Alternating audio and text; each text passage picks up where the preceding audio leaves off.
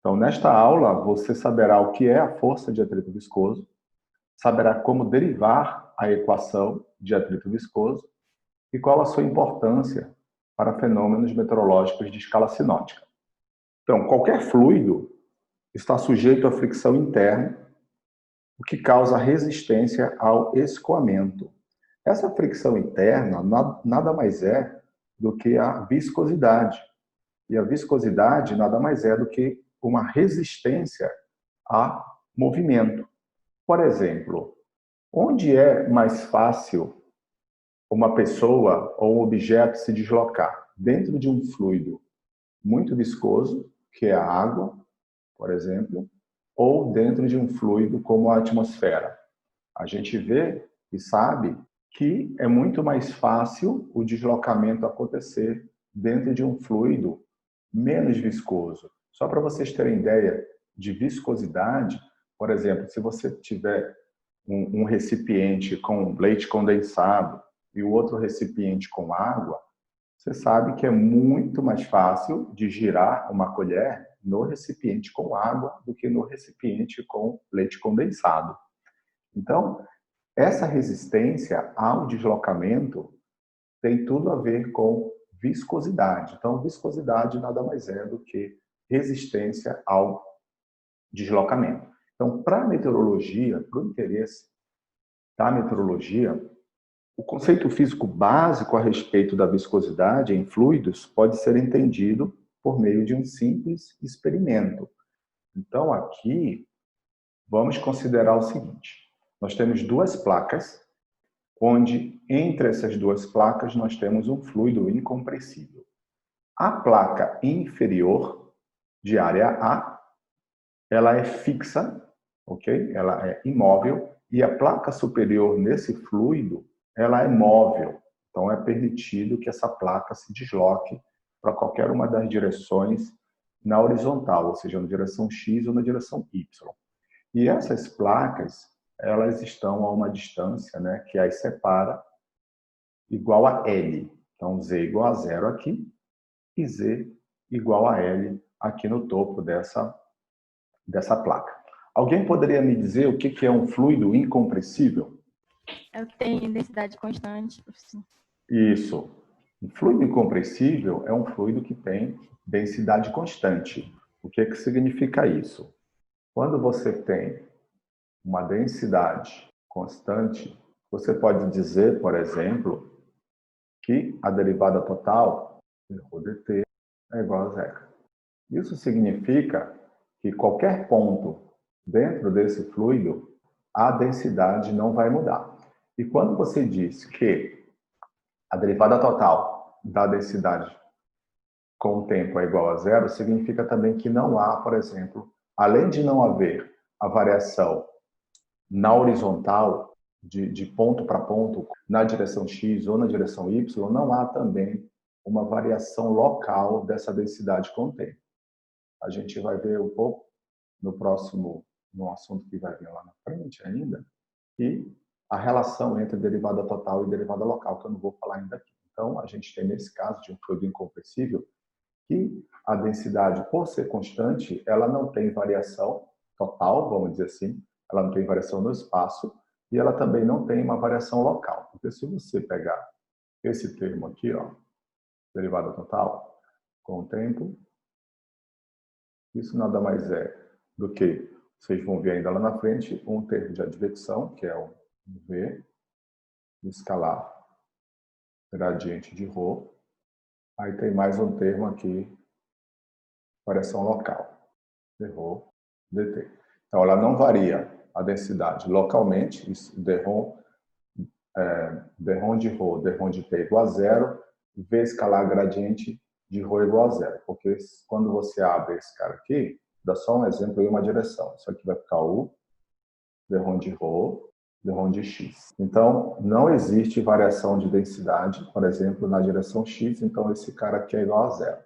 Então, tudo aqui dentro vai zerar, e aí você vai ter um dρ dt igual a zero.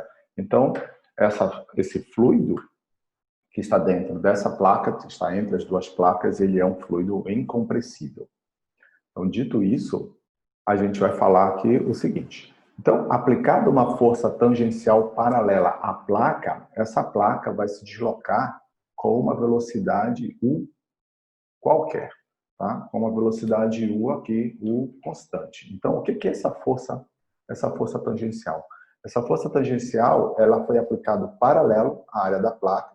Força tangencial sobre área, né? Força tangencial, força por unidade de área, é igual a tensão. Então, é aplicado aqui essa força T nessa placa, e aí essa placa ela vai deslocar, ou ela vai ser deslocada a uma velocidade, por exemplo, U de Z igual a L, igual a U0.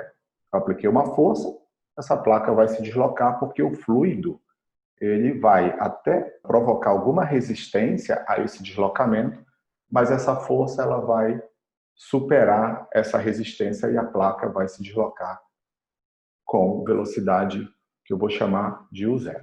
Então, a viscosidade força as parcelas de fluido em contato com a placa superior a se moverem à mesma velocidade da placa. Então, a gente sabe, por exemplo, que em contato com essa placa, a parte inferior da placa, em contato com ela, tem as parcelas de fluido, ok? Que estão dentro desse sistema. Então, quando essa placa ela é deslocada com uma velocidade, por exemplo, constante na direção de x positivo, essas parcelas que estão em contato com a placa também vão se mover à mesma velocidade. Agora, o que vai acontecer é o seguinte, que as parcelas de fluido que estão em contato com a placa fixa não tem movimento, ok? Então, essa placa fixa, ela não vai fazer com que as parcelas que estão em contato com ela se desloquem, porque essa placa está parada. E aí, você tem uma velocidade máxima, que é proporcional a essa força, aqui em cima, né, nas parcelas que estão em contato com a placa superior, e uma velocidade mínima aqui embaixo, que é a velocidade das parcelas que estão em contato com a placa fixa. Então, naturalmente, você vai ter um perfil de velocidade onde as maiores velocidades ocorrem nas parcelas em contato com a placa superior, okay? E mínima com as parcelas cuja placa está em contato no fundo do fluido. Então, você tem esse perfil de velocidade aqui. Então, a gente vê esse perfil de velocidade variando, onde a velocidade ela é máxima, lá próximo da placa, e aí vai diminuindo até chegar a zero. Ó. U de Z igual a zero igual a zero. Então, a gente tem esse perfil de velocidade, onde, para uma variação ΔZ, você vai ter uma variação de velocidade ΔU. ΔU é porque a gente está se deslocando na direção X. Então, há uma variação de velocidade que depende da profundidade onde você está aqui dentro desse fluido. Então, a força tangencial necessária para manter a placa superior com velocidade constante, né? Então, imagine que a gente tem que aplicar uma força e essa força tem que ser aplicada de forma constante, porque se você aplicar somente uma força num momento curto, no intervalo de tempo curto, a fricção, né, a viscosidade vai fazer com que essa placa superior pare, né, porque a viscosidade é resistência ao movimento. Então, essa viscosidade do fluido vai fazer com que essa placa pare. Mas você pode aplicar essa força tangencial de forma contínua até essa placa apresentar uma velocidade U0 constante. Então, você tem que aplicar essa força constantemente para que a placa não pare e apresente sempre a velocidade U. Então, aqui, a força tangencial necessária para manter a placa superior com velocidade constante é proporcional à área da placa e à sua velocidade. E inversamente proporcional à distância que separa as placas. Então, de acordo com essa equação aqui, ó, a força tangencial necessária para manter a placa a uma velocidade U0 constante, ou seja, não está acelerando e nem desacelerando, é proporcional à área da placa. Então, quanto maior for a área dessa placa, maior vai ser a força que tem que ser aplicada para que você mantenha essa placa a uma velocidade constante U0. Então, essa força também ela é inversamente proporcional à profundidade ou à distância entre essas placas. Então, diretamente proporcional a A e inversamente proporcional a L. E também, se você quer que a placa atinja uma velocidade maior ainda, então a força também tem que ser maior ainda. Então, para maiores velocidades, você tem que aplicar mais força. Para áreas maiores, também você tem que aplicar mais forças para manter a velocidade que você está desejando. E isso tudo aqui, a força tangencial é inversamente proporcional à distância entre as placas. Então, olha uma coisa interessante. Se esse L aumenta, ou seja, se a distância entre a placa superior e a placa inferior aumenta, para você manter uma velocidade 1 constante, você tem que aplicar mais força. Então, quanto maior o L, maior é a força que você tem que aplicar para manter o zero constante. Uma outra coisa é que esse μ nada mais é do que um coeficiente de viscosidade dinâmica, é um coeficiente de proporcionalidade entre a força tangencial e a área da placa, a velocidade e a distância que separa essas placas. Por que a velocidade, ela também é uma outra forma de pensar, por que a velocidade nessas parcelas de fluido em distâncias diferentes, ela vai diminuindo?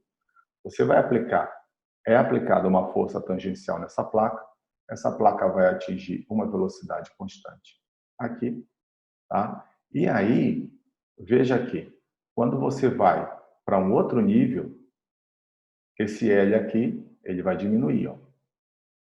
Esse L diminui, ou seja, a distância entre esse nível e a placa do fundo vai diminuir. Se você jogar a área da placa para o outro lado e o L para cá, o que vai acontecer?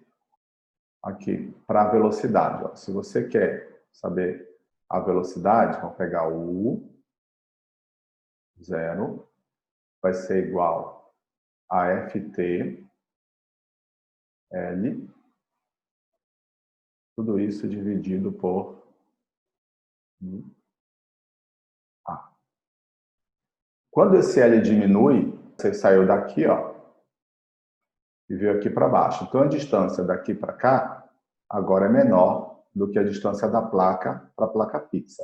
Então, como esse L diminui, ó, e a força não muda, o que vai acontecer com o zero? Vai diminuir. Vai diminuir, exatamente. Vai diminuir porque o L diminui. Então, essa é uma outra maneira de ver por que a velocidade ao longo dessa coluna aqui, vamos dizer assim, ela vai diminuindo à medida que você vai indo mais próximo da placa fixa, porque esse L diminui. E aí você mantém essa força aqui constante, né, o Ft constante, então diminuir o L vai diminuir a velocidade. Ft é também igual à força que a placa superior exerce na camada de fluido tangente à placa, lógico. Então, se a gente tem aqui as parcelas de fluido, eu estou desenhando as parcelas lá no fundo, e essas parcelas de fluido estão em contato com essa placa, com o limite inferior da placa. Tá? Então, a força que é aplicada na placa, ela vai ser transmitida para as parcelas de fluido que estão em contato com essa placa. Então, elas também vão receber essa força Ft. Então, para U igual ao zero, ou seja, para uma velocidade constante, cada camada de fluido ΔZ exerce a mesma força Ft na camada de fluido abaixo. Então, é aquilo que eu falei para vocês no slide anterior. Então, a gente tem, por exemplo, a gente tem essa camada aqui. Então, nessa camada, a gente tem uma velocidade U0. Nessa outra camada aqui, a gente tem uma velocidade U0 menos um ΔU, porque a gente viu que a velocidade, à medida que você vai se aproximando da placa inferior, a velocidade ela vai decrescendo. Então, cada camada, por exemplo, essa camada exerce uma força Ft na camada de baixo, e assim sucessivamente. Cada camada vai exercer uma força Ft na camada inferior. Só que é o seguinte, o Ft é o quê? O Ft é proporcional à área e a velocidade está sendo a velocidade da placa. E é inversamente proporcional a L. Então, as parcelas de fluido que estão em contato com a placa superior têm uma força tangencial máxima, porque o L é máximo. Então, você tem um L aqui, tá? Tem essa distância, Ft é proporcional a ele. Então, o Ft é igual a μ a o 0L. Então, as parcelas de fluido em contato com essa placa estão recebendo a mesma força Ft. Só que acontece com a camada de baixo. Na camada de baixo, esse L é menor, porque essa camada de baixo está mais próximo da placa inferior. Então, o L vai diminuir. Como o L vai diminuir, então, essa força tangencial de uma camada sobre a outra, ela diminui com a medida em que a gente se aproxima da placa fixa. Então, diminui, por exemplo, vocês viram uma redução na velocidade, em função da diminuição do L, e agora estão vendo também que existe uma redução de Ft em função do L. Então, essa força ela é máxima aqui na placa superior. À medida que a gente vai descendo, essa força ela vai sendo reduzida porque o L vai diminuindo. Então, a gente pode também dizer, ok, que esse ΔU é igual a U0 ΔZ sobre L, é a velocidade de cisalhamento ao longo da camada ΔZ. Essa velocidade de cisalhamento nada mais é do que aquela variação de velocidade com o ΔZ que eu mostrei para vocês. Para cada ΔZ tinha um ΔU. Então, essa variação de velocidade ΔU, ΔZ, nada mais é do que o cisalhamento ao longo da camada ΔZ. Então, a gente está pegando esse exemplo em Z e está vendo como a velocidade varia em função desse Z. E a gente está vendo que quanto mais alto, ou seja, mais distante daquela placa inferior, maior é a velocidade que está ocorrendo naquele nível. E aquela velocidade é proporcional à força que está sendo aplicada lá naquele nível. À medida que a gente vai descendo, essa força também ela vai sendo reduzida, ok? Assim como a velocidade naquelas camadas de fluido dentro daquele sistema. Então, aqui, ó, a gente tem esse Ft igual a μ a o 0 sobre L. Então, ΔU igual ao U0 ΔZ sobre L. Tá chamando isso aqui de velocidade de cisalhamento. E aí, se a gente substituir, dizer que Ft é igual a μ a ΔU ΔZ, se você pegar o ΔU, que é dado por essa expressão, a gente volta na expressão original. Aqui, ó. Deixa eu mostrar para vocês que isso aqui ocorre. Então, por exemplo, Ft é igual a μ a... Quem é ΔU? ΔU é o 0, ΔZ. Esse ΔZ é uma variação infinitesimal, okay? Sobre L. Mas a equação ainda aqui, ó. Tá vendo? Ainda tem um ΔZ aqui. Eu vou fazer uma multiplicação por 1 sobre ΔZ. Então, ó, se você cortar esse ΔZ com esse ΔZ, você vai ver que Ft é igual a μ a o 0 sobre L. Tá? Então, definir isso aqui não muda nada essa relação entre força tangencial e área, velocidade e distância entre as placas. Outra coisa, a força de viscosidade ou estresse de cisalhamento por unidade de área, ele pode ser escrito dessa maneira aqui, ó. Então, tal de Zx, no limite de ΔZ tendendo a zero, μ ΔU ΔZ vai ser igual a μ derronde U derronde Z. Então, esse tal de Zx é a componente X do estresse de cisalhamento devido à variação de U com Z. Então, no nosso sistema, a gente está olhando como o U está variando na dimensão Z. Então, esse estresse de cisalhamento, esse tal de Zx, que é a componente X do estresse de cisalhamento, nada mais é, isso ocorre porque você tem uma variação de U com Z. Essas coisas são aparentemente, vamos dizer assim, a gente fica pensando, por que eu estou aprendendo isso? Por que eu tenho que entender isso? Por que na meteorologia é importante? Então, por exemplo, quando você solta uma radiosonda, se você pegar dados de uma radiosonda, você vai perceber que a velocidade horizontal, U, V, ou o VH, que dá que é a soma dessas duas componentes, ela vai aumentando à medida que a radiosonda aumenta. Então, você tem velocidades muito altas, relativamente altas, na alta atmosfera, okay? Na alta troposfera, ou à medida que você sobe na troposfera, a velocidade do escoamento ela vai sendo muito maior do que a velocidade próxima da superfície. Então, quando você tem casos de aumento da velocidade com a altura, a gente diz que a atmosfera ela está com cisalhamento forte. Tem casos também, quando você tem, por exemplo, um escoamento que não varia de intensidade, não varia muito de intensidade com a altura, a gente diz que esse cisalhamento está fraco, ou o cisalhamento é inexistente, porque há condições que isso acontece também na atmosfera. Só para vocês terem uma ideia, não é comum ocorrer furacões na América do Sul, né? Ali no Oceano Atlântico Sul, porque a variação de velocidade com a altura ela é relativamente forte.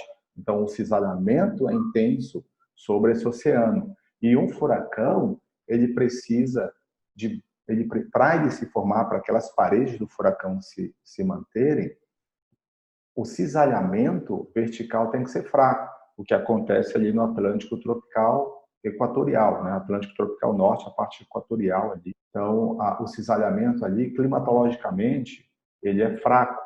Então, você não tem essa variação de velocidade com a altura muito intensa. Então, essa é uma forma da gente ver a importância de se entender cisalhamento vertical para fins da meteorologia. Então, uma vez que o estresse de cisalhamento, que age no limite superior de cada elemento de fluido, é igual e oposto ao estresse de cisalhamento, que age no limite inferior das parcelas de fluido, o saldo de forças viscosas nas parcelas de fluido é nulo. Professor, Oi? uma dúvida. O que Tá? aconteceria se a gente aplicasse essa força em, por exemplo, L/2? O que poderia acontecer, então? Você teria um perfil mais ou menos assim, né? Com a velocidade máxima, onde você está aplicando essa força, que é no fluido central, na camada de fluido central, e a placa superior, como ela é permitida se deslocar, muito provavelmente esse momento ele iria ser transportado na vertical, momento para cima e momento para baixo. Então, essa camada que você aplica essa força que está no meio do fluido, ela vai transferir momento para cima e para baixo. Esse momento que vai para baixo, como a placa de baixo ela é fixa, a placa de baixo não vai variar a velocidade, ela vai continuar fixa. Então, as parcelas de fluido que estão coladas, né, encostadas na parte superior da placa de baixo, também vão ficar praticamente fixas, não vão apresentar movimento. Agora, como a placa de cima ela é permitido que ela se desloque, muito provavelmente ela vai apresentar um deslocamento fraco para a direita, vamos dizer assim, né, na direção de x positivo, porque ela é permitido que ela se desloque. Tá? Agora, se você mantém a placa superior fixa também, aí você vai ter esse perfil exatamente de velocidade com a altura. E o cisalhamento vertical nada mais é do que essa variação de velocidade com a altura. Então, isso é cisalhamento, é um nome assim que parece ser complicado e tudo, mas cisalhamento nada mais é do que variação de velocidade. Nesse caso, a gente está vendo variação de velocidade na direção Z, mas também há variação de velocidade na direção X e Y. A gente está vendo em Z. Uma boa pergunta. Professor, Pode falar. seria certo a gente dizer, porque o senhor disse que a força ela aumenta conforme vai ficando mais, vai se aproximando da placa fixa. Não, ela diminui. Ela diminui. Ah, então sim. É porque assim, Não, deixa eu só vamos só estabelecer uma coisa aqui. A força, ela é aplicada na placa, a força tangencial, né, que é uma força paralela à placa, porque você também tem forças normais, as forças perpendiculares, né? Então, uma força perpendicular, vou pegar meu celular aqui, ok? Eu posso aplicar uma força nesse celular paralela ao celular, ele vai se deslocar para cá, ou eu posso aplicar uma força perpendicular, por exemplo, de cima para baixo ou de baixo para cima. Tá? Essa força que a gente está aplicando na placa, que é uma força paralela, ela é também chamada de força tangencial. E essa força tangencial por unidade de área é chamada de tensão ou tensão de cisalhamento. Então, a única força que está sendo aplicada é nessa placa para ela se deslocar. Não é aplicado mais força nenhuma para baixo. Okay? O que acontece é que essa placa, ao se deslocar, ela também está deslocando as parcelas de fluido que estão em contato com ela. Okay? E aí, como essas parcelas de fluido têm movimento, elas transportam esse movimento para baixo. Só que essa velocidade, né, esse transporte de momento para baixo, ele diminui com a distância entre as duas placas. Então, por isso que a velocidade ela vai cada vez mais ficando menor. Mas a força é só aplicada nessa placa superior. Eu não sei se era mais ou menos nessa direção que você queria ir. Agora acho que você pode fazer a pergunta. Sara, qual era a sua pergunta? Então, a minha pergunta era se, por exemplo, se fosse um fluido compressível, se a força de uma camada ela influenciaria na outra de baixo. Sim, então, a gente está vendo um caso de fluido incompressível, né? Se for fluido compressível, essas equações aí devem ser bem diferentes. Eu não tenho conhecimento das equações para fluido compressível. Mas, para fluido incompressível, que é o caso, você tem aquela equação, né? U zero sobre L. Essa força, na verdade, que você está querendo se referir, nada mais é do que ela é proporcional a essa transferência de momento. Transferência de momento nada mais é do que transferência de velocidade. Tá? Então, esse momento ele vai sendo transferido para baixo. Só que as parcelas de baixo elas não apresentam tanta velocidade como as de cima. Então, essa velocidade na horizontal vai diminuindo à medida que você vai se aproximando da placa inferior. Essa é a ideia. E a força que está sendo aplicada naquela placa superior é para alcançar uma velocidade constante U zero. Não é para ser nada mais e nada menos com o tempo. Ou seja, não pode ter aceleração. Então, você está aplicando uma força para que a velocidade da placa superior ela vença a resistência por viscosidade do fluido incompressível. Então, essa placa vai se deslocar com uma velocidade U constante. Okay? E quando você inverte, né, o U zero, você joga todo mundo para o outro lado, como eu fiz, você vai ver que essa velocidade ela é restrita, por exemplo, à força que foi aplicada, que é a força constante, e também à profundidade do fluido. Ok? Então, o que a gente tem que saber aqui é que existe um cisalhamento. Esse cisalhamento nada mais é do que uma variação de velocidade, nesse caso com Z, e isso daí aparece porque você tem as placas, uma é móvel e a outra placa é fixa. Então, você tem um perfil de velocidade com as maiores velocidades longe da placa que está de baixo, onde está tudo parado. Ok? Se as duas placas fossem fixas, ia ser o mesmo comportamento, o sistema todo? Então, se a placa for fixa, aí não vai acontecer nada se você aplicar a força da placa fixa. Se você aplicar uma força na placa fixa, aí ela não vai se deslocar. Se ela não vai se deslocar, os fluidos que estão em contato com ela também não vão se deslocar e nada acontece. Agora, pode acontecer das duas placas serem fixas e você aplicar força, por exemplo, numa camada, como a Mira perguntou, o que acontece se você aplicar uma força numa outra camada, na camada central. Então, as parcelas de fluido dessa camada central vão se deslocar a uma velocidade constante associadas a essa força. E aí, é nessa região que você vai ter a velocidade máxima do fluido. Se você for para cima a placa está fixa. Então, as parcelas que estão em contato com a placa superior vão ter velocidades nulas, assim como a placa inferior também. Aí o perfil de velocidade é diferente, né? Você tem máximo, onde aplicou a força, e mínimo, onde não tem a força. Estão vendo o slide? Sim. Tá, eu vou repetir aqui, tá bom? Para a gente continuar, para a gente dar sequência. Então, uma vez que o estresse de cisalhamento que age no limite superior de cada elemento de fluido é igual e oposto ao estresse de cisalhamento que age no limite inferior das parcelas de fluido, o saldo de forças viscosas na parcela de fluido é nula.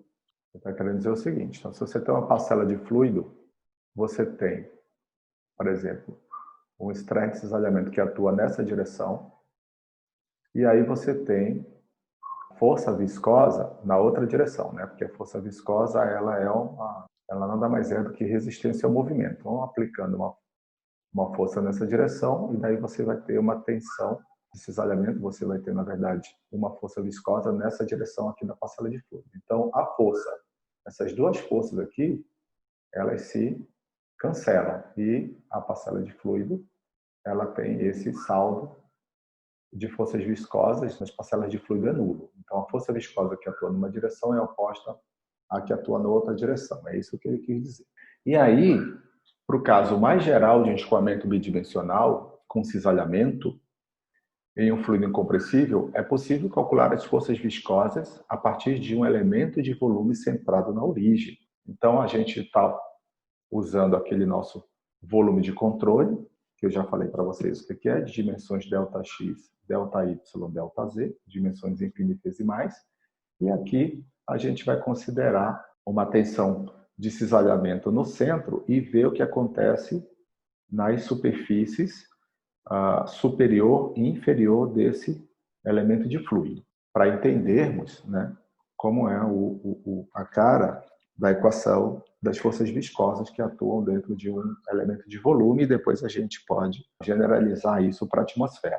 Então, se o estresse de cisalhamento na direção x, que age no centro do elemento de volume, é designado por tal de Zx, então, olha só, a gente tem aqui no ponto x0, y0, z0, uma condição de cisalhamento dado por tal de Zx. Então, o estresse de cisalhamento que age no limite superior do elemento de volume, que é essa área aqui, e essa área vai ser ΔX, ΔY, é designado por tal de Zx, ou seja, o que está acontecendo aqui no centro, mais uma variação desse estresse de cisalhamento na direção Z, ΔZ, sobre 2. Então, tal de Zx é o estresse de cisalhamento na origem, tal de Zx mais derrom de tal de Zx, derrom de Z, ΔZ sobre 2, é a tensão de cisalhamento que age aqui na placa superior. E, dado isso, na placa inferior, a gente vai ter uma tensão de cisalhamento, que no caso é a tensão de cisalhamento que age no limite inferior no fluido acima. Então, essa tensão de cisalhamento que a gente está olhando aqui, ó, é a tensão de cisalhamento que ocorre no fluido em contato com a placa. Aqui é no fluido em contato com a placa superior, e aqui é o fluido em contato com a placa inferior. Então, essa tensão de cisalhamento aqui é dado por menos tal de Zx, menos derrom de tal de Z, x, derrom de Z, ΔZ sobre 2. E aí, o saldo de estresse de cisalhamento no volume de fluido pode ser obtido somando-se o estresse que age através do limite superior do fluido abaixo com o estresse que age através do limite inferior do fluido acima. Então, se a gente somar o que está acontecendo no elemento de volume em contato com a placa superior com o que está acontecendo com o elemento de volume em contato com a placa inferior, quando a gente somar, ok, essas duas quantidades, a gente vai ter uma resultante do estresse de cisalhamento na direção Z. Então, de acordo com isso aqui, ó. Então, a força resultante em Zx, que é essa dimensão Zx, é igual ao que está acontecendo, né, no fluido que está em contato com a placa superior, aqui na área ΔX, ΔY, com o que está acontecendo de cisalhamento no fluido em contato com a placa inferior. Então, se a gente soma essas quantidades, o que acontece aqui? Vamos somar essas quantidades para saber o que vai acontecer, qual é a resultante dessas forças ao longo da dimensão Z. Então, a gente pega aqui, né? Então, F, força resultante de Zx, é igual. Então, vamos abrir essa equação aqui, aí vai ficar mais fácil as coisas. Então, tal de Zx multiplica o ΔX, ΔY, então você vai ter um tal de Zx, que é a tensão de cisalhamento nessa direção, delta x, delta y, perdão, aqui é y, não tem como eu apagar, delta y, mais um derrom de tal de zx, derrom de z, delta z sobre 2, que multiplica delta x, delta y, menos tal de zx, delta x, delta y, menos com menos dá mais derrom de tal de zx sobre delta z sobre 2, delta x, delta y. Ok? Então, você vê que essas duas quantidades são iguais, porém, em sinais contrários. Vai embora. Então, a tua força resultante em Zx nada mais é do que essa quantidade mais essa quantidade. Então, você tem duas quantidades iguais, ok? Quando você somar essas duas quantidades, você vai ter 2 vezes ela. Então, esse 2 vezes ela vai cortar com esse 2 aqui, ó. Ok? De forma que você vai ficar com derrom de tal de Zx dividido por derrom de Z, delta Z, delta X, delta Y. Só que quem é delta Z, delta X, delta Y? É o volume, né? Então, você tem F, R de Zx igual ao derrom de tal de Zx, derrom de Z, delta V. F, R de Zx vai ser igual ao quê? Então, volume é massa sobre densidade, né? Então, você tem M sobre ρ, derrom de tal de Zx, derrom de Z. Então, se você fizer a força por unidade de massa, lembra que a gente na meteorologia sempre trabalha com força por unidade de massa? Porque a gente quer saber a aceleração que aquela força vai produzir na parcela de fluido. Então, aqui, se a gente faz força por unidade de massa, a gente vai ter que FR de Zx sobre N nada mais é do que 1 sobre ρ, derrom de tal de Zx, derrom de Z. Então, aqui, ó. Tá? Então, no final das contas, somando o que está acontecendo nas parcelas de fluido em contato com a placa superior e as parcelas de fluido em contato com a placa inferior, a gente vai chegar nessa expressão FR de Zx sobre massa igual a 1 sobre ρ, derrom de tal de Zx, derrom de Z. Então, lá, em alguns slides anteriores, a gente mostrou que esse derrom de tal de, que o tal de Zx tinha uma expressão, e a gente vai pegar essa expressão e substituir nessa equação. Aqui, ó. Então, sabendo-se que o tal de Zx é igual a μ, derrom de U, derrom de Z, tem-se que a força resultante de Zx sobre M vai ser μ sobre ρ, derrom de Z, de derrom de U, derrom de Z. Aqui, é isso mesmo. Então, olha só. Então, sabendo-se que o tal de Zx, ele pode ser dado por μ, que é aquele coeficiente de viscosidade dinâmica, é uma constante, derrom de U, derrom de Z, a gente pode reescrever essa equação da seguinte forma. F, R de Zx dividido por M igual a 1 sobre ρ, derrom de Z, de quem?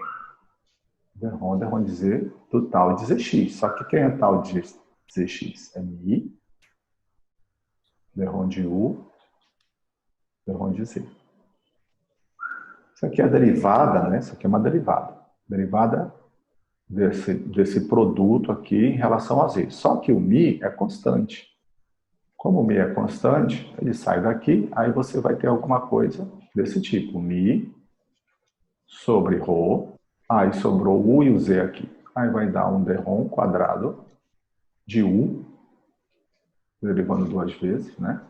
dρ de Z2. Então fica mi sobre ρ, dρ quadrado de U, dρ de Z2. Que está aqui, ó. Só que ele está chamando, nesse caso, a constante mi sobre ρ de Ni. Isso aqui é o coeficiente de viscosidade cinemática. Então, o FR de Zx sobre M é igual ao Ni, dρ quadrado de U, dρ de Z2. Então, o que a gente viu aqui nada mais é do que a somatória desses cisalhamentos na direção, Z, ok? Então, a gente está lá com o volume de controle, e aí você tem uma tensão de cisalhamento superior, uma tensão de cisalhamento inferior, isso aplicado às parcelas de fluido em contato com camada superior e em contato com camada inferior. Então, na hora que você soma essas quantidades ao longo de Z dentro do elemento de volume, você chega nessa força resultante aqui. E aí, analogamente, outras derivações podem ser aplicadas para se obter a tensão de cisalhamento em outras direções. Por quê? Qual foi a direção que a gente trabalhou? A gente trabalhou na direção Z, mas a gente também pode trabalhar na direção X e na direção Y. E daí, na direção, por exemplo, a força resultante de Y, FR de YX, nada mais é do que o I, dρ quadrado de U, dρ de Y2. Ou seja, aqui a gente está vendo como o U ele está variando na direção Y. O FR de YX é isso. O FR de XX nada mais é do que o I, dρ quadrado de U, dρ de X2. Então, como o U está variando na direção X, porque a gente viu variação de U em Z, mas a gente pode também determinar, ou quantificar, ou determinar essas expressões para as variações de U nas outras duas direções, que na direção X e na direção Y. De maneira que as componentes do estresse de cisalhamento resultantes por unidade de massa em coordenadas cartesianas vai ficar FR de X vai ser igual a FR de XX mais FR de YX mais um FR de ZX. Então, na hora que você soma tudo isso, a força resultante na direção X, aí você vai ter essa igualdade. Você vai ter um I, dρ quadrado de U, dρ de X2, mais dρ quadrado de U, dρ de Y2, mais dρ quadrado de U, dρ de C2. Vejam que a gente estava trabalhando só com U. Mas tem também as outras componentes. Ó, tem a componente V e tem a componente W. Tá certo? Então, quando a gente trabalha com tensão de cisalhamento, quando você pega uma superfície, você sempre vai ter três forças aplicadas àquela superfície. Tá? Você vai ter, deixa eu ver se eu consigo colocar aqui para vocês. Não sei se vocês viram isso em mecânica dos fluidos. Então, por exemplo, se você tem uma superfície aqui, ó, pega aquela nossa superfície.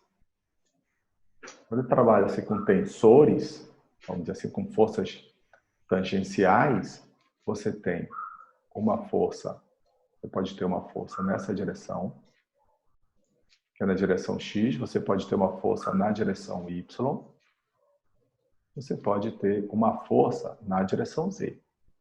As duas forças aqui na direção X e na direção Y são forças tangenciais. E essa aqui é uma força normal.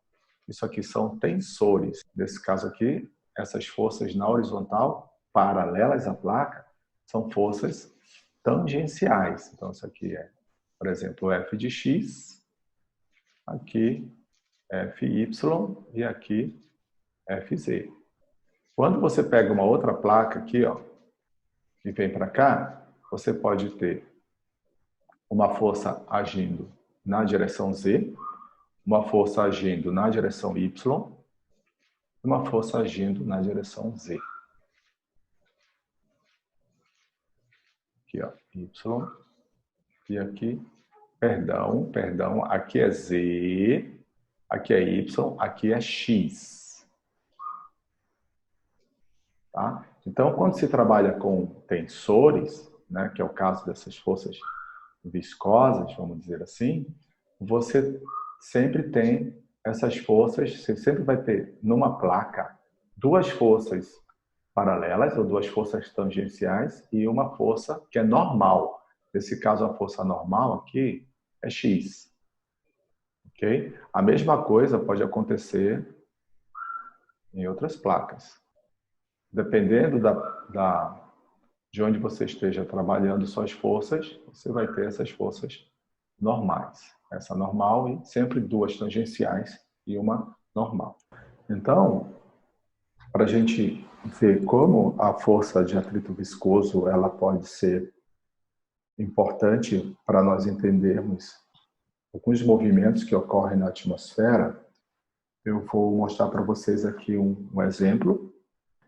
Vai aparecer uma força que vocês ainda não conhecem, mas eu vou falar dessa força de uma forma muito direta. Não vou entrar em discussão sobre essa força, que é a força de Coriolis, que a gente já vai ver na próxima aula. Mas aí você vai ver como os movimentos que ocorrem na atmosfera sob influência da força de atrito viscoso, como é que eles mudam, como é que esses movimentos mudam e a gente pode entender o que está acontecendo na atmosfera. Por exemplo, hemisfério sul, eu tenho duas isóbaras, tá? Onde essas isóbaras são consideradas retas. Aqui a gente tem uma condição, por exemplo, de pressão P dessa isóbara e uma condição aqui de pressão P menos um ΔP.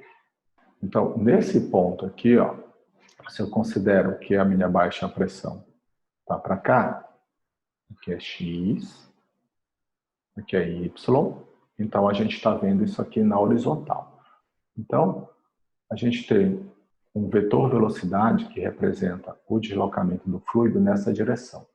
No hemisfério sul, tem uma força que se chama, na verdade, nos dois hemisférios essa força existe, mas no hemisfério sul, a força de Coriolis, eu vou representar por esse F de ser O aqui, é uma força que atua perpendicular à direção dos movimentos e no hemisfério sul ela está à esquerda do movimento. Isso vocês vão aprender comigo na próxima aula. E nessa direção aqui, ó, em direção da baixa pressão, vamos dizer assim, nós temos a força do gradiente de pressão, que vocês já viram, né? Força do gradiente de pressão é uma força que ela, deixa eu só colocar uma indicação vetorial aqui, ela é uma força que aponta na direção da pressão caindo. Então, a resultante dessas forças é um escoamento que ocorre paralelo às isóbaras P e ΔP. Então, é muito comum a gente olhar, por exemplo, em cartas de altitude, por exemplo, 200 HPA, um campo de isóbaras onde o escoamento ele é praticamente paralelo a essas isóbaras. Vocês vão ver isso talvez em alguns exemplos comigo e em aula de sinótica. Isso aqui a gente chama de um escoamento em equilíbrio geostrófico. A gente vai ver o que é equilíbrio geostrófico lá na frente. E aí, você não tem, como esse movimento ele ocorre paralelo às isóbaras, se a pressão é baixa aqui, para esse lado aqui, a pressão vai ser alta. Então, vocês viram que a pressão nada mais é, vocês sabem, né, que a pressão nada mais é do que o peso de uma coluna atmosférica sobre uma superfície qualquer. E aí, nesse caso, você não tem transporte de massa da alta pressão para baixa pressão. Mas o que vocês têm que saber aqui, simplesmente aqui o escoamento ele é paralelo às isóbaras. Isso em altitude. Quando você vai para a superfície, HPA, o que acontece?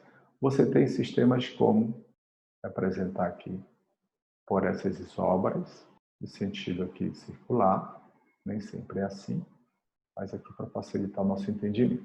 Porque esse é um centro de baixa pressão na superfície, e o que é que acontece nesse caso? Então, se você... Tá, a força do gradiente de pressão vai apontar na direção da baixa pressão. O gradiente de pressão vai apontar na direção da baixa, no centro da baixa. O vetor velocidade do vento, ele aponta nessa direção. Ao longo do centro de baixa pressão, o vento circula dessa maneira aqui, no hemisfério sul. Aqui é o V, E à esquerda do movimento, que vocês devem ver, atua uma força que a gente chama de força de Coriolis. Certo? Então, como essas duas forças aqui apontam em direção opostas e têm a mesma magnitude, porém em direção oposta, você tem essa condição de vento em equilíbrio. O que acontece, isso aqui ocorreria se a superfície não tivesse, por exemplo, influenciando nesse movimento aqui do ar. Tá? Mas a gente sabe que próximo da superfície existe o atrito, ok? E aí, se a gente considerar, por exemplo, a força de atrito, ela é máxima, muito próximo da superfície da Terra, vai aparecer uma outra força oposta à direção do movimento, que é a força de atrito aqui. Agora, quando você considera essa força de atrito, o que vai acontecer? Essa velocidade aqui, ó, essa velocidade, ela vai diminuir relativamente a uma superfície que não teria atrito. E como a força de Coriolis, ela é uma força que é proporcional à velocidade, vocês ainda vão ver isso, a força de Coriolis ela é proporcional à velocidade, então quando essa velocidade diminui, devido à força de atrito, a força de Coriolis também diminui. E como a força de Coriolis diminui, é como se você tivesse, ela não seria mais essa seta vermelha, ela seria essa seta verde, a força do gradiente de pressão, que não vai mudar, porque a força do gradiente de pressão é uma força que ela é proporcional ao quê? À variação de pressão por unidade de distância. Então, essas isobras aqui não estão mudando de distância, tá certo? Então, e o valor também não está mudando. Então, a força do gradiente de pressão, o tamanho, a magnitude dessa força não vai mudar. Então, o que vai acontecer? Você tem uma força agora maior para dentro do centro de baixa pressão do que para fora do centro de baixa pressão. Isso agora acontece porque tem a força de atrito. A força de atrito vai diminuir essa velocidade. Essa força de Coriolis, ela vai ficar menor. E aí você vai ter o seguinte, esse vetor aqui, velocidade, não vai mais apontar paralelo, porque você tem uma força puxando esse vetor com uma maior magnitude para dentro da baixa pressão em relação à força de Coriolis. Então, quando você considera o atrito, o que vai acontecer com o movimento ao longo desse centro de baixa pressão à superfície? Aqui está o mesmo ponto. Aqui a força do gradiente de pressão apresenta a mesma magnitude de antes, quando não tinha atrito. A força de Coriolis vai ser menor, porque há a atuação de uma força de atrito. E aí, essa força vai puxar um pouco mais para cá o vetor velocidade, para vocês verem uma coisa aqui. Tá? Agora, olha o que está acontecendo. Isso aqui é o vetor velocidade. Olha o que está acontecendo agora. Nessa situação, no início da minha explicação, quando não tinha força de atrito, a velocidade do escoamento das parcelas de fluido, que giram no sentido horário do hemisfério sul, eram praticamente paralelas às isobras. Ela não cruzava as isobras. Só que quando a gente leva em consideração a força de atrito, o que está acontecendo com o vetor velocidade? Ele está cruzando as isobras. Ok? Eu não sei se eu estou gravando. Não estou gravando, não, né? Então, qual é a diferença? A força de atrito atuando, ela diminui essa velocidade que deveria ocorrer caso não houvesse atrito. E a diminuição de velocidade leva à redução dessa força de Coriolis, que está apontando aqui para fora, que é uma força que é proporcional à velocidade. Maior a velocidade, maior a força. Menor a velocidade, menor a força. Então, como essa força diminui, ela não tem a mesma magnitude da força do gradiente de pressão. Então, essa força do gradiente de pressão vai puxar um pouco mais, okay, esse vetor velocidade para o centro. Tá? E, lógico, quanto maior for esse gradiente, maior essa força que atua aqui para o centro. Então, é por isso que a gente costuma ver em superfície que o fluxo ele vai para dentro, ele converge em centros de baixa pressão, ok? Porque esse balanço entre força de Coriolis e força do gradiente de pressão que ocorre principalmente em sistemas de escala sinótica, alta pressão, baixa pressão, de latitudes médias, tá? Estou fazendo isso aqui em latitudes médias, você tem essa configuração. Então, o que eu quero que fique claro para vocês? Que a força de atrito, ela atua muito, ela é muito mais intensa próximo da superfície, assim como a gente viu, por exemplo, ali no esquema de forças viscosas, né? Porque onde o movimento ele é mais lento próximo da superfície, onde aquela superfície está parada, tá? Isso faz com que esse vetor vento não seja mais paralelo a essas isóbaras e comece a convergir para baixa pressão, ok? Então, a mesma coisa acontece se a gente for considerar um centro de alta pressão. Professor, rapidinho, Pode falar. o que vai gerar esse atrito? Que elemento que vai gerar? O que vai gerar esse atrito, por exemplo, você pode pensar de várias maneiras. Daquela maneira teórica, que eu mostrei ali para vocês no exemplo, onde você tem uma placa parada, e como você tem menos momento, né, ou menos velocidade naquelas parcelas de fluido que estão em contato com essa placa parada, então esse momento, esse menor momento, se você pegar uma parcela de fluido e colocar ela para cima, nessa placa inferior, ela vai retardar o movimento da placa, dos movimentos das parcelas de fluido que estão na camada superior. Então, à medida que você se aproxima da superfície, você vai experimentando movimentos cada vez mais lentos. Se a gente for levar isso para o mundo real, por exemplo, é muito mais fácil você ter um escoamento do ar sobre uma região líquida, por exemplo, sobre um oceano, do que esse movimento do ar acontecer sobre uma superfície mais rugosa, com mais deformações na superfície, como uma região de floresta, como uma região, por exemplo, urbana, okay? Como uma região continental.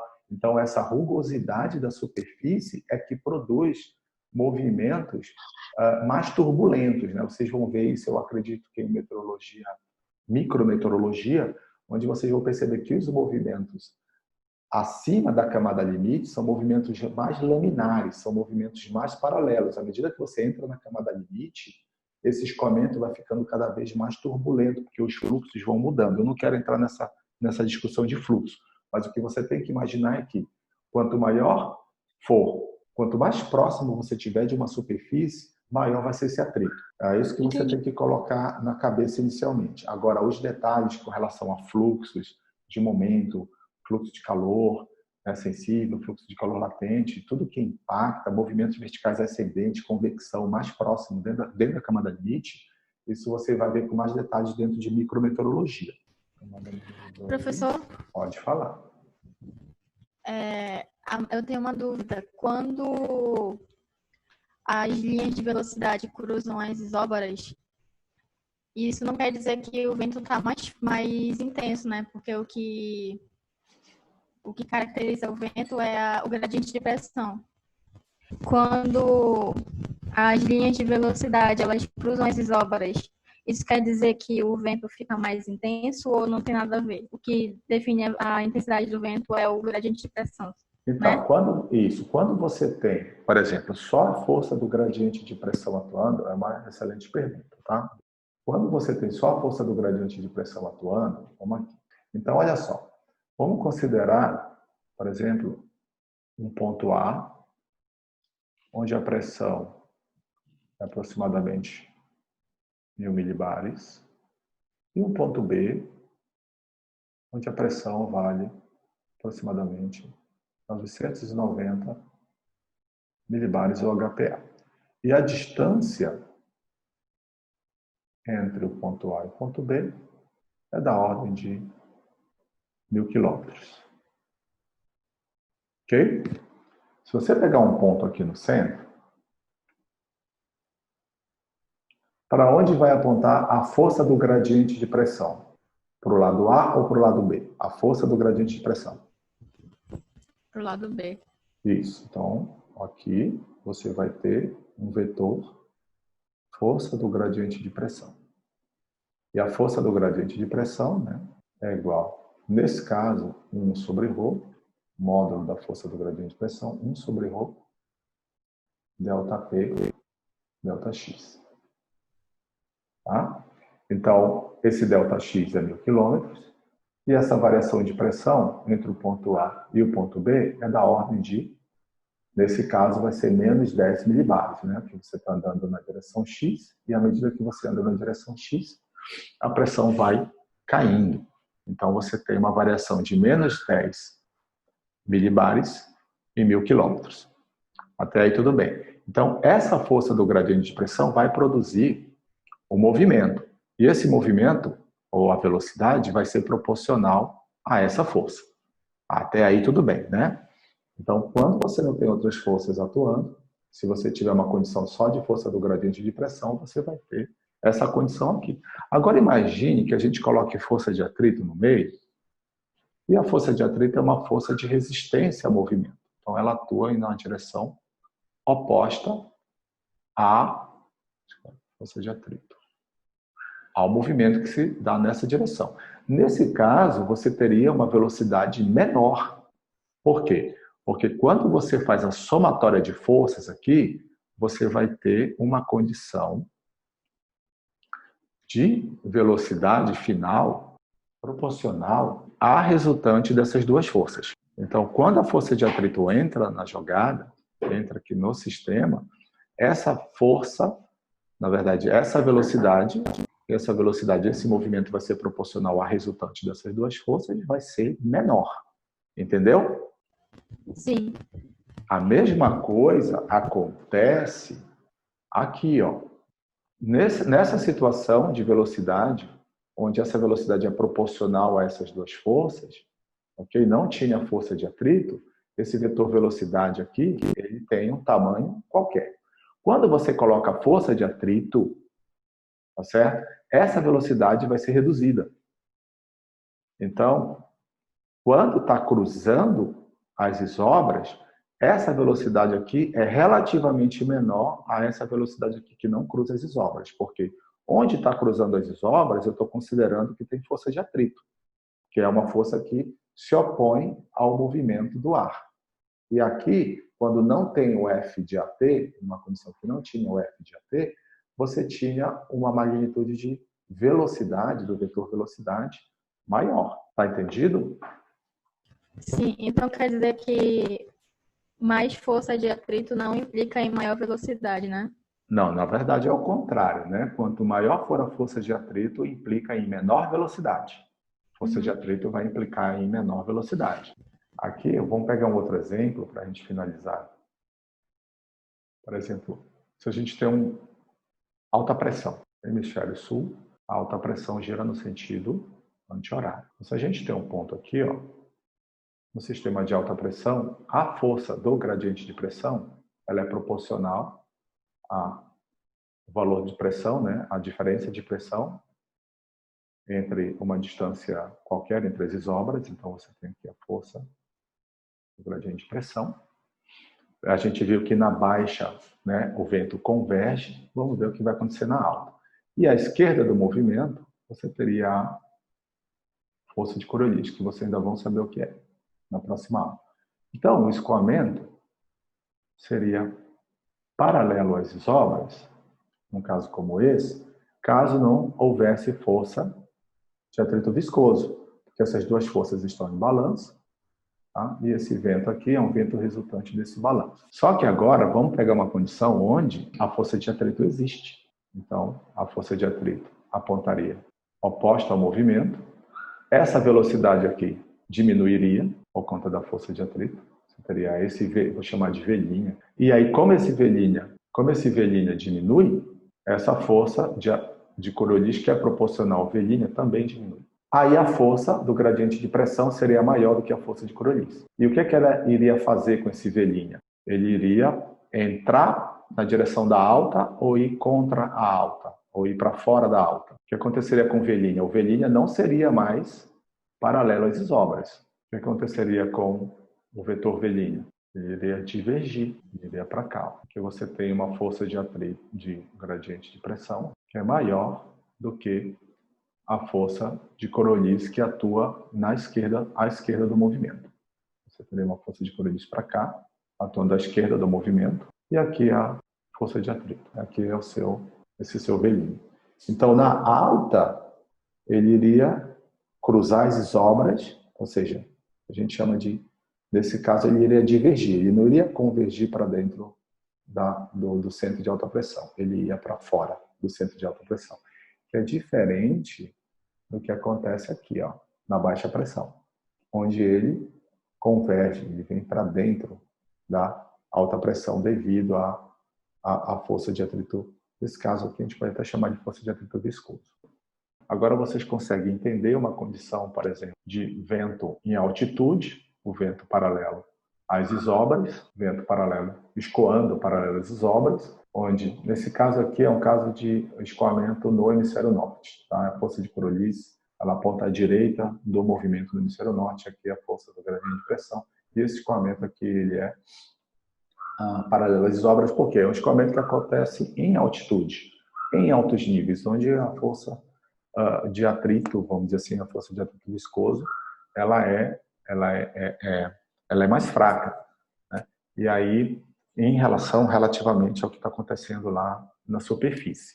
Tem outras explicações para dizer por que ela é mais fraca em altitude, mas eu não vou entrar muito em detalhes aqui, ok? Quando você vai para a superfície, aparece uma força de fricção. Essa força de fricção retarda o movimento. Uma vez que ela retarda o movimento, a força de Coriolis fica mais fraca em comparação à força do gradiente de pressão. Então, nesse caso, olha o que está acontecendo com o vento, né? Essa força aqui do gradiente de pressão, o tamanho do vetor, é maior do que o tamanho do vetor da força de Coriolis. Então, a tendência é que o escoamento cruze as isóbaras. É o que está acontecendo aqui próximo da superfície.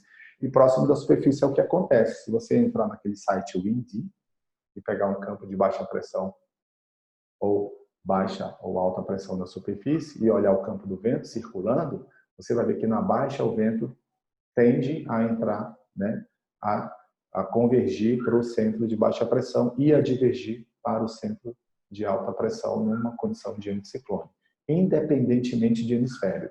O hemisfério que você estiver vai acontecer o que eu estou falando para vocês.